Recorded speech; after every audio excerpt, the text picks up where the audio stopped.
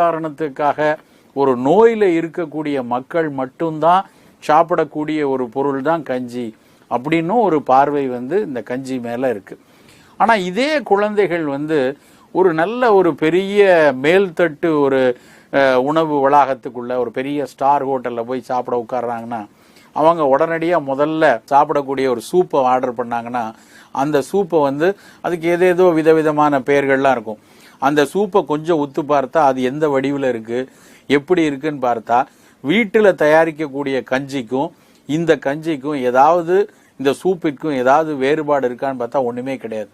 ஆனால் அதில் இருக்கக்கூடிய ஆங்கில பெயரும் அதில் இருக்கக்கூடிய அலங்காரங்களும் அது பரிமாறப்படக்கூடிய விதமும் அவர்கள் என்னமோ அந்த கஞ்சி என்ற பெயரில் கஞ்சி என்ற பெயரை சொல்லாமல் அவர்களுக்கு பரிமாறப்படக்கூடிய ஒரு மேல்தட்டு உணவை ரொம்ப ரசித்து அந்த சூப்பை சாப்பிடக்கூடிய ஒரு பழக்கத்தில் இருக்காங்க.